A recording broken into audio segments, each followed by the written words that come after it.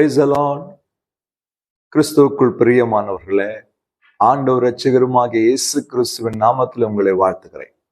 சந்தோஷமா இருக்கிறீங்களா?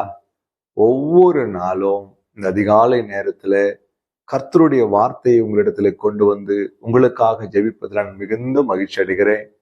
நிச்சயமாக இன்றைக்கு கூட ஆவியானவர் உங்களோடு கூட பேச போகிறார். நாம் வாழ்கிற இந்த உலகத்துல நம்முடைய இருதயத்துல தோன்றுகிற ஒரு காரியம், இல்லை என்றால் நாம் சந்திக்கிற மனிதர்களிடத்தில் நாம் கேட்கிற ஒரு காரியம், இவர் மிகுந்த பக்தியாய் இருக்கிறவர், இவர் மிகுந்த பக்திமான், இவர் ஆண்டவராக இயேசு கிறிஸ்து முன்பாய் பக்தியாய் ஜீவிக்கிற மனிதர் என்று சொல்லி அநேகரை குறித்து நாம் கேள்விப்படுகிறோம். அப்படிப்பட்ட பக்தி நிறைந்த ஒரு வாழ்க்கையை வாழ வேண்டும் என்று நாம் விரும்புகிறோம். ஆனால் இங்க ஒரு வசனத்துல ஆவியான நம்மோடு பேசுகிறார். எது பக்தி? தேவன் விரும்புகிற மாசில்லாத சுத்தமான பக்தி எது? இன்னைக்கு அதுக்கான விடையை நம்ம தெரிந்து கொள்வோமா? யாக்கோபு 1:27 திக்கற்ற பிள்ளைகளும் விதவைகளும் படுகிற உபத்திரவத்திலே அவர்களை விசாரிக்கிறது, உலகத்தால் கரைப்படாதபடிக்கு தன்னை காத்து கொள்ளுகிறதுமே பிதாவாகிய தேவனுக்கு முன்பாக மாசில்லாத சுத்தமான பக்தியாயிருக்கு. நாம் ஆராதிக்கிற ராஜாதி ராஜாவாகிய பிதாவாகிய தேவனுக்கு முன்பாய் அவர் விரும்புகிற சுத்தமான மாசில்லாத பக்தி அது என்ன தெரியுமா? திக்கற்றவர்களும் விதவைகளும் இயலாதவர்களும் படுகிற உபத்திரவத்தை பார்த்து அவர்களை விசாரிக்கிறது கர்த்தருக்கு முன்பாக சுத்தமான மாசற்ற பக்தியாயிருக்கிறது. இன்னொரு முக்கியமான காரியம், இந்த உலகத்திலே நம்மை கரைப்படாதபடி காத்து கொள்வது தான் தேவன் விரும்புகிற சுத்தமான மாசில்லாத பக்தி. தேவ பிள்ளைகளே, கரைப்படுத்துகிற ஒரு உலகத்துல வாழ்ந்து கொண்டிருக்கிறோம். எந்த பக்கம் திரும்பினாலும் நம்முடைய பரிசுத்தத்தை கெடுக்கிற, நம்முடைய அபிஷேகத்தை சீர்குலைக்கிற, நம்முடைய வாழ்க்கையை முடக்கி போடுகிற அருவருப்புகள் சூழ்ந்திருக்கிற ஒரு உலகத்துல வாழ்ந்து கொண்டிருக்கிறோம். ஆனால் இத்தனை அருவருப்புகளுக்கு மத்தியிலே நம்மை கரைபடுத்தாதபடி காத்து கொள்வது தான் ஆண்டவருக்கு முன்பாக சுத்தமான பக்தியாய் இருக்கும்.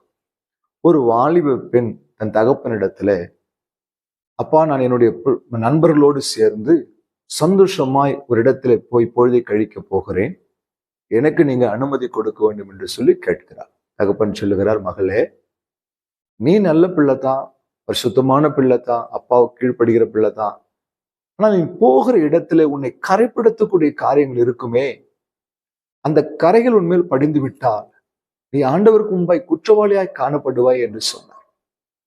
அந்த மகள் அதுக்கு நிறைய காரியங்களை சொல்லி தகப்பனோடு கூட அவங்க ஆர்கியூமெண்ட் செய்யறாங்க.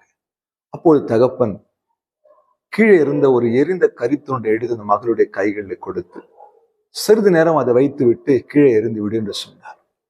அந்த மகள் சிறிது நேரம் அந்த கரித்துண்டை கையில வைத்து விட்டு தூரம் எரிந்து விட்டு தகப்பனை பார்த்த போது, உன் கைகளை பார் என்று சொல்லி தன் மகளுடைய கைகளை பார்த்த போது அந்த கையில் அந்த கரி படிந்திருந்ததை அவள் பார்க்கிறார். தகப்பன் அவளை சொன்னார், மகளே, சிறிது நேரம் உன் கைகளில் இந்த கரி இருந்த பொழுது அது உன்னை கரைபிடித்து விட்டது.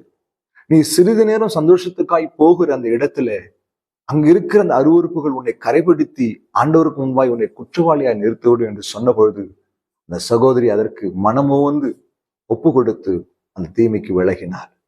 தேவ பிள்ளைகளே, கரைப்படுத்துகிற இந்த உலகத்துல ஆண்டவருக்கு முன்பாய் கரையில்லாத ஒரு வாழ்க்கையை வாழ்கிற வாழ்க்கைத்தான் தேவன் விரும்புகிற உண்மையான பக்தியாய் இருக்கிறது. அப்போஸ்தலனாகிய பேதுரு எழுதும்போது, அவர் வரும்போது அவருக்கு முன்பாக கரை தரை அற்றவர்களாய் காணப்படும்படி ஜாக்கிரதையாய் இருங்கள் எழுதுகிறார். தேவ பிள்ளைகளே, கடைசி காலத்துல வந்துட்டோம். எங்கு பார்த்தாலும் இச்சைகளும் அருவருப்புகளும் வேசித்தனங்களும் குடிவெறிகளும் போதை வஸ்துகளும் உலகத்தில் வாழ்கிற தேவனுடைய பிள்ளைகளை கரைபடுத்த போராடுகிறது. கரையற்றவர்களாய் காணப்படுங்க, பக்தி உள்ள பிள்ளைகளாய் காணப்படுங்க. தேவன் விரும்புகிற பக்தி அதுதான். ஒப்பு கொடுத்து ஜெபிப்போமா? அன்பும் இரக்கமுள்ள ஆண்டவரே, இந்த வார்த்தைக்காய் ஸ்தோத்திரம். ஒரு சுத்தமான மாசில்லாத பக்தி என்பதை அறிந்து கொண்டோம். அதன்படி வாழ உதவி செய்யுங்க. உலகத்தின் கரைகள் எங்களை சேதப்படுத்த அப்படி காத்துக்கொள்ளுங்க. இயேசு கிறிஸ்துவின் நாமத்தில் பிதாவே, ஆமென்.